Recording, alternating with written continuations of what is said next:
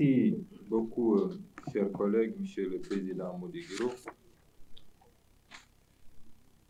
Monsieur le Président de séance, cher Mody Guiro. Monsieur le ministre chargé des relations avec les institutions. Monsieur le ministre d'État, cher Augustin, Monsieur le ministre secrétaire général de la présidence de la République, cher Omar, Mesdames, Messieurs les ministres, Madame la vice-présidente de l'Assemblée nationale, honorables députés, Madame la vice-présidente du Conseil des collectivités, du Haut Conseil des collectivités territoriales, Madame la présidente du Haut Conseil du dialogue social, Mesdames, Messieurs les membres du Conseil économique, social et environnemental, Madame la secrétaire générale du Conseil économique, social et environnemental, Mesdames, Messieurs les maires et présidents du Conseil départemental, notabilités religieuses et coutumières, distingués invités en vos rangs, titres et qualités.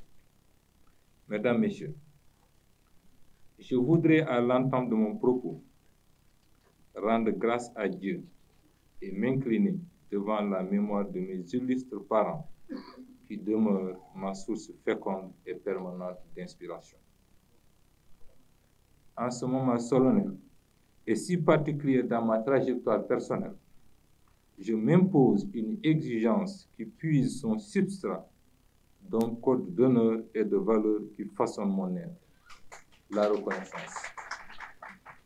Oui, j'ai dit reconnaissance, gratitude et remerciement à l'axe de l'État, au cœur battant de notre République et boussole de notre nation, qu'est son Excellence, M. Macky Sall, Président de la République du Sénégal.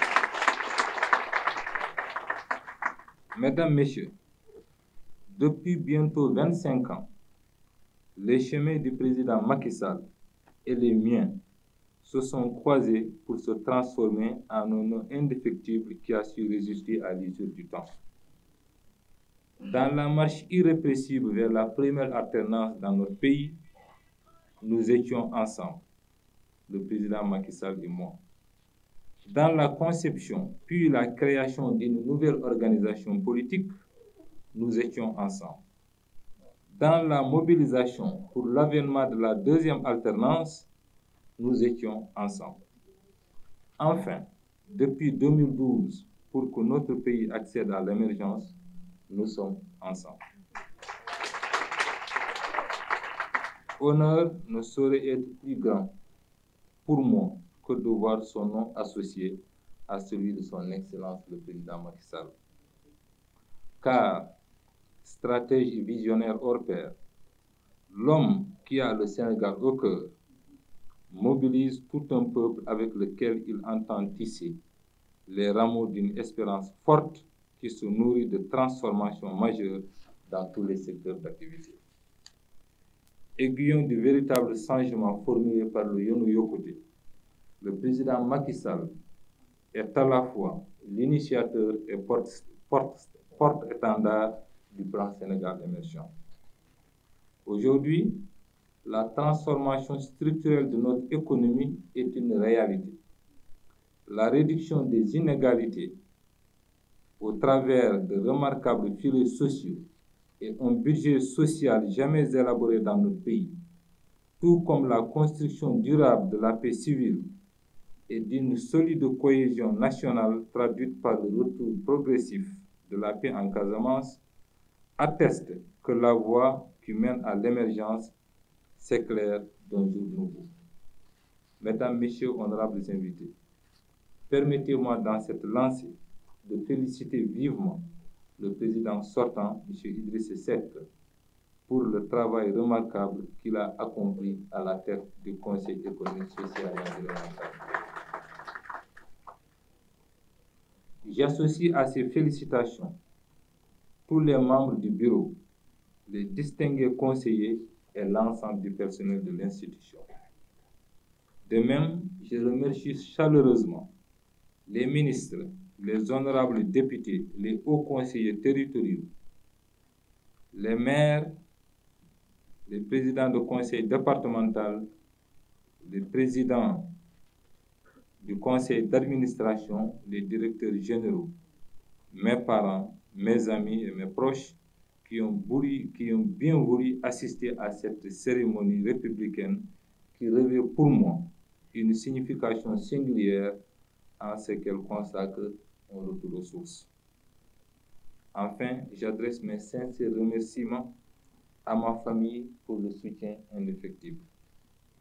En effet, il vous souvient que j'ai eu l'honneur, en tant que secrétaire général, de diriger l'administration de cette institution de 2004 à 2007, alors qu'elle s'appelait Conseil de la République pour les affaires économiques et sociales, présidé par un nominat M d'État, Maître Mbaye Diop, paix à son âme. Cet homme, comme le disait un penseur, est parti pour mieux rester. C'est pourquoi, en revenant ici, l'émotion m'envahit en souvenir des beaux moments que j'ai vécus. Vous comprenez alors tout le bonheur de mon retour en ces lieux en tant que président de cette prestigieuse institution que d'illustres hommes et de femmes de grande qualité ont dirigé avant moi. C'est aussi pour moi le lieu et le moment de rendre un hommage appuyé à nos autorités religieuses dont les prières et le statut de guide spirituel placent au cœur de la régulation paisible et concertée de notre société. Honorable conseiller, notre institution, de par ses missions, est une assemblée consultative auprès des pouvoirs publics. Ses avis, formulés sur les questions économiques, sociales et environnementales, en font une structure essentielle de notre armature institutionnelle et un cadre approprié d'éclairage des décisions du président de la République, du gouvernement et de l'Assemblée nationale. Pour toutes ces raisons, le Conseil économique, social et environnemental est à la fois réceptacle et lieu d'élaboration d'idées novatrices qui le placent au centre des enjeux de développement de notre pays confronté à de multiples défis. Notre mission est d'autant plus exaltante que le contexte mondial et notre situation sous-régionale sont des plus complexes. Aujourd'hui, en effet, le monde est particulièrement ébranlé par une crise énergétique, écologique et alimentaire grave qui n'épargne aucun pays, grand comme petit. Il se crée ainsi un nouvel ordre mondial qui nourrit de nouvelles menaces et de nouvelles peurs, source de graves déséquilibres, alimentant la conflictualité dans tous ses aspects. Le ralentissement de la croissance et la raréfaction des ressources minières, énergétiques et minérales, aggravant les tensions et installe la guerre partout dans le monde. Le conflit russo-ukrainien en cours, au-delà de ses conséquences néfastes, charrie des perspectives pessimistes pour le système mondial, notamment pour l'Afrique subsaharienne. Accompagnant ce sombre tableau, le terrorisme, déjà à nos portes, est une source de préoccupation majeure pour tout notre continent. De même que l'inflation persistante, des besoins d'investissement, la question de l'endettement sont de nouvelles équations à résoudre pour desserrer l'asphyxiant étau qui étreint nos vaillantes populations. Fort heureusement, notre pays, sous l'impulsion du président de la République Macky Sall, fait partie du cercle restreint des pays dont le taux de croissance a évolué positivement malgré ce contexte international difficile. Il faut certes s'en féliciter, mais surtout maintenir le cap de l'émergence, et c'est dans cette dynamique qu'il nous faut inscrire résolument l'action du Conseil économique, social et environnemental. Honorable Conseil, chers collègues, le Conseil, toujours dans ses missions qui lui sont dévolues, examine les évolutions en matière économique, sociale ou environnementale et suggère les adaptations qui lui paraissent nécessaires.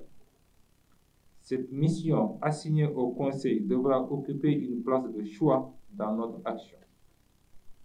Elle implique de sortir des contraintes de la routine quotidienne et de s'inscrire résolument dans le temps de l'anticipation et de la prospective. En effet, avec le président Macky Sall, notre pays a connu de profondes et rapides mutations dans tous les domaines de la vie économique. Des efforts considérables ont été faits dans plusieurs secteurs, notamment dans l'éducation, la formation et la santé, avec une augmentation exponentielle des universités, des établissements scolaires et de santé, pour ne citer que cela. Ces mêmes efforts sont visibles avec les considérables investissements faits dans le domaine de l'agriculture, des infrastructures, etc. À cela s'ajoutent de belles perspectives offertes par l'exploitation très prochaine du pétrole et du gaz. Cependant, ce reprofilage socio-économique induit inévitablement de nouveaux enjeux à prendre en charge dans le cadre d'une réflexion stratégique. Quelle politique d'insertion socio-professionnelle des différentes cohortes d'étudiants dans les 10 prochaines années? Quel encadrement juridique pour les nouveaux métiers induits par les progrès liés à l'agriculture ou à l'exploitation de nouvelles énergies? Comment anticiper la prise en charge des importantes futures vagues migratoires, nous en connaîtrons, et l'insécurité transfrontalière liée à l'attrait du pétrole? Ce type de problématique est essentiel à côté d'autres tout aussi centrales pour trouver un début de prise en charge dans le plan d'action pluriannuel en cours d'actualisation. La question environnementale est appelée à occuper une place cardinale dans notre dialogue avec les pouvoirs publics et les populations. Comme vous le savez, le monde fait face à des problèmes environnementaux aigus, notamment les changements climatiques, la dégradation des terres, la perte de la biodiversité. La déforestation de notre pays n'échappe pas à ce phénomène. Nous avons là des chantiers d'une brûlante actualité qu'il nous appartiendra d'adresser afin d'éclairer les choix politiques du président de la République et inscrire notre pays dans la voie d'un développement durable conforme aux meilleurs standards écologiques internationaux. Mais le Conseil économique, social et environnemental ne pourra jouer la partition lui incombant sans une bonne animation institutionnelle qui passe d'abord par la tenue régulière des sessions pour un traitement approprié de toutes les interpellations légitimes. Nous devons également mettre à profit les intersessions pour développer des partenariats avec les institutions de recherche, les universités et autres organisations engagées à accompagner le développement de notre pays, conformément aux orientations du plan Sénégal émergent. Le rayonnement international de notre institution devra aussi être notre préoccupation commune et passera par la qualité de nos contributions scientifiques au niveau des institutions sœurs comme l'Union des conseils économiques et sociaux d'Afrique, l'Union des conseils économiques, sociaux et institutions similaires francophones, l'Association des conseils économiques et sociaux et institutions similaires d'Afrique et l'Association internationale des conseils économiques et sociaux et institutions similaires. C'est dire que la tâche est ardue et immense et les défis complexes. Mesdames, Messieurs, relever les défis par nos avis éclairés est une tâche urgente et largement à notre portée. Ce conseil est composé de femmes et d'hommes dont l'expertise dans leur domaine respectif est avérée. Chaque conseiller ici présent est une identité remarquable dans sa catégorie socio-professionnelle ou dans son domaine d'activité. Vous constituez des compétences organiques dévouées à la cause nationale et fortement imbues des valeurs républicaines. C'est pourquoi je voudrais assurer toute ma disponibilité au bureau et aux honorables conseillers pour qu'ensemble, nous puissions impulser un souffle nouveau à cette importante institution. Je compte écrire avec vous tous une nouvelle page bâtie sur la concertation, l'ouverture, la collaboration, l'écoute,